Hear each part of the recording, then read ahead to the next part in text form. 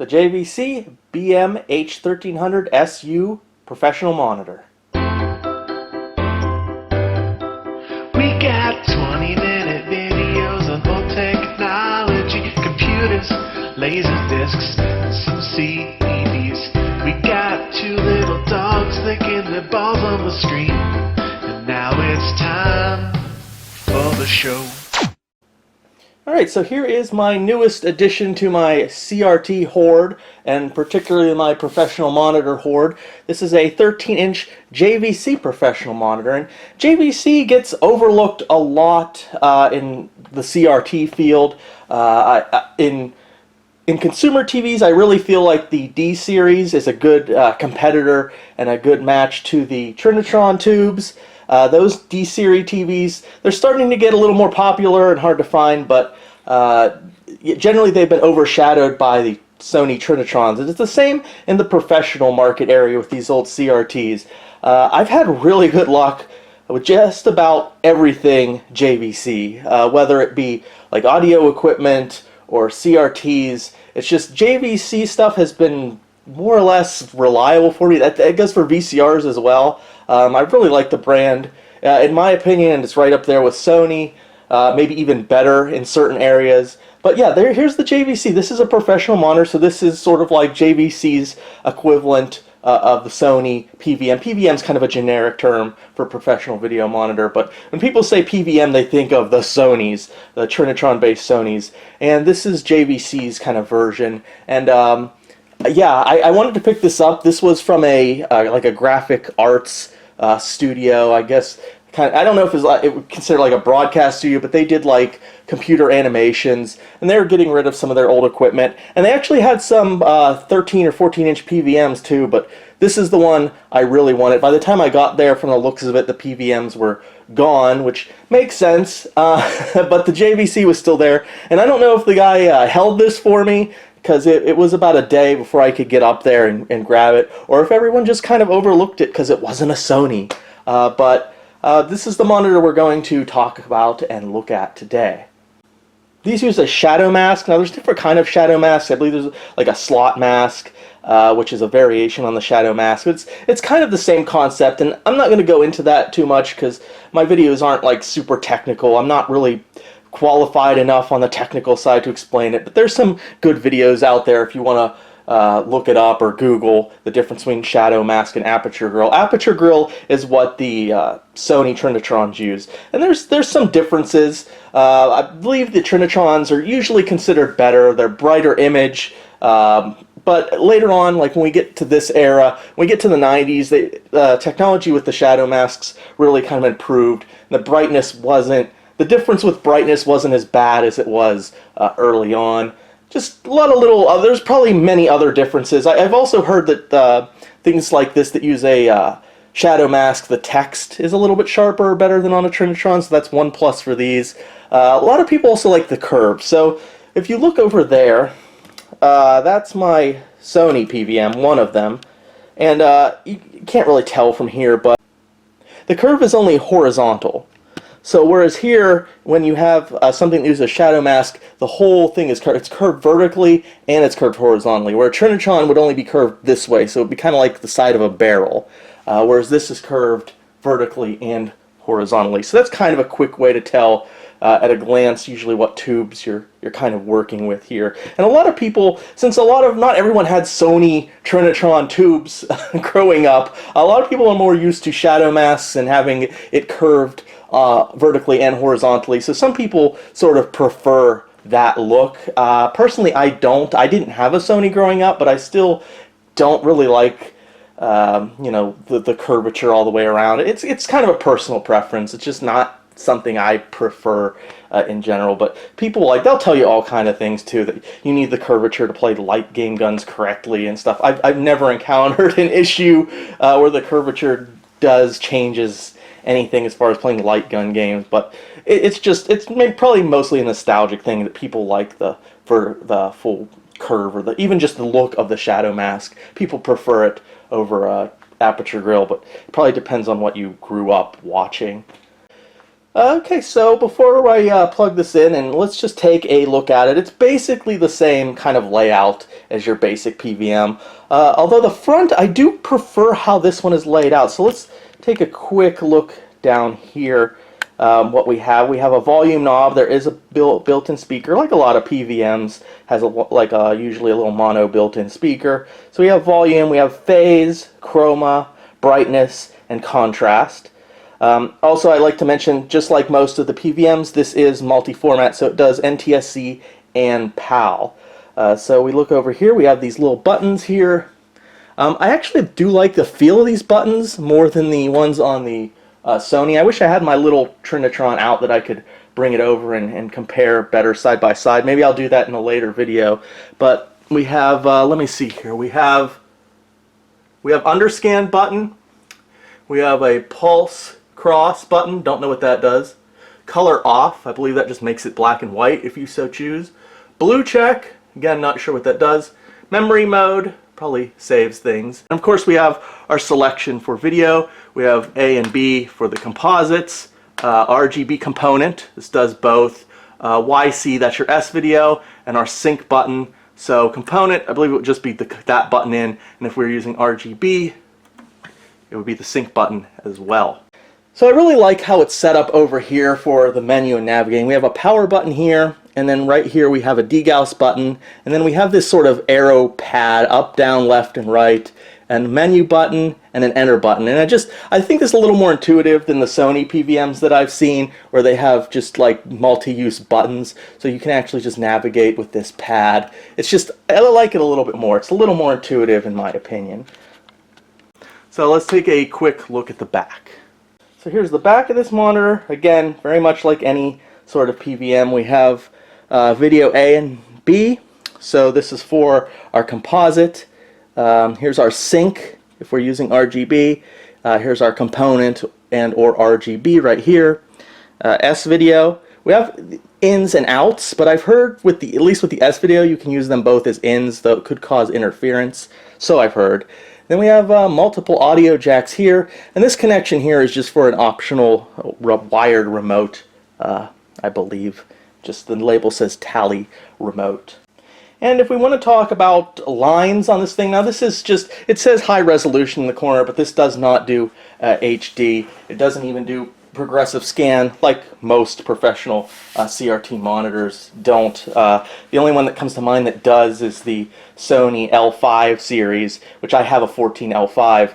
But you'll hear a lot of talk about lines, TVL lines, when you cover these monitors, and that's basically again very technical, but more lines generally means better. Now your basic PVMs, like the one over there, has about 600 lines. And a lot of people think maybe the image of those is a little soft. The higher end, before we get into like BVMs, or even some of the lower end BVMs, are 800 lines. So my 14L5, it is a high end PVM. We've seen it before on this channel. It has 800 lines. Now, this monitor actually has 750 lines, which is pretty good. I wouldn't say it's a middle ground between 800 lines, which is really sharp, which some people don't like, and 600 lines, which might be a little too soft. Personally, I've kind of realized that I kind of prefer things on the softer side, so I actually prefer a little bit lower line count, like 600, especially if the monitor is bigger. Like I said, I just prefer something like that that's a little bit bigger and it has a little less lines. I don't know, personally I just like the image a little bit better. And some people say these JVC ones make a good middle ground because they're 750 lines. Although, I don't know, 750 is kind of close to 800. 700 would be a middle ground, so 750, yeah, that's a little close to, sharpness. But I guess if you find 800 lines a little too sharp for you, you might want to look for one of these because it's 750 lines. Although the manual states the TVL count is 750 plus, or something like 750 or more. So maybe that's a general statement, because I'm sure some of their higher end monitors have a higher TVL count. But yeah, I believe this is 750. So I guess we will plug this thing in now, and I'm going to hook up a PlayStation 1 RGB, and I'm going to play or show the Japanese Tales of Fantasia, just because I'm very familiar with that game. I just completed it recently, and I played it on both a 14L5 with 800 lines, and I also played a lot of that game on a 600 line Sony PVM, so I'm very familiar on how it looks. So we'll see how it looks on this screen. One more thing, a quick note, before I plug this all in and power it up for you guys. Almost, not always, but almost every time I feature a CRT in my videos, I almost inevitably get someone in the comments telling me that they hear a very high-pitched noise and the video was hard to watch and my CRT is going to die at any minute and I need to rush it to an emergency room. The high-pitched sound from a CRT is just a byproduct of how these things work. It is perfectly normal. Now, I do have a PVM that did eventually develop an issue. It's very noticeably. It's very, very noticeable. The high-pitched sound coming from that, basically everyone can hear it. But in general, these do emit a high-pitched sound. I believe it's 15 kilohertz. That is normal. If you can hear it, you're probably younger, or you have very good hearing. I'm getting a little bit up there in years. I can't really hear it anymore. I never could hear it all that often when I was younger. It's like sometimes I could and sometimes I don't, but that's just normal. I've consulted people that worked on these things and fixed these things back in the day, and it's they've confirmed it. That's normal. So again, if you hear it, I'm sorry. But like for example, my Sony Trinitron over there, I did the video on that TV about 2 years ago, and I had a couple people comment that they heard, this sound coming from it. I've been using it since then for almost every day for the last 2 years, and it's run perfectly fine. No issues with this TV whatsoever. And I've had multiple people here and hearing it, and no one's ever said anything about hearing the sound. So I know it's there, it's just most people can't hear it. I have this old Blu-ray player, and I hooked up via composite, and pretty good image over composite. Now, the colors and contrast and everything might need dialed in a little bit, but yeah, it's pretty nice. Alright, so here we have Tales of Fantasia playing, and let me see if I can talk and play the game at the same time. But yeah, it's nice. The colors, they play, little things need to be dialed in a little bit to get a little bit better image, but it's really sharp. It's really nice. Remember, this is in RGB. It also does component. But yeah, it's nice.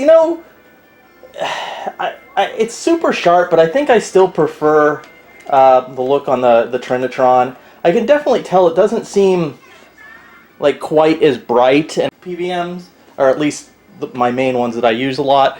Now, maybe this thing has a lot of miles on it, especially if, again, as I said earlier, I'm not a huge fan of, I prefer aperture grills personally, because it's still a really nice image. Definitely load sharper than, a consumer television. So yeah, it's really nice. Now let's play something on this that maybe everyone's a little bit more familiar with. So let's play some PS1 Doom here. I've actually never played the PS1 version. I have it though because I've heard it's significantly different enough from the PC version that it's worth playing. But it looks yeah, it looks pretty nice. So let's see. Let's just start a quick game. See how it plays. Again, I've never played this version of Doom. I know it's mostly like the lighting and the soundtrack's different. Does the analog stick work on this? No. Gotta use the pad. Okay. Again, I've never... Well, the colors look right. Again, showing this stuff over a camera doesn't really, you don't really get the full experience. The camera doesn't really translate how good the image is. But again, in my opinion, definitely better than a consumer set. Not quite as good as the Sony Trinitrons that I've used, but still good. What, like, definitely worth picking up if you can find one for a decent price. Like I did. I didn't pay much for this. Also, again, a little bit different look. Aperture Grill versus Shadow Mask. So, you know, it might depend on, you know, personal preference, what you like, you know, the look of better. But there wasn't many videos on the net with these JVC professional monitors. So I wanted to put something out there, even if it was just a quick little video.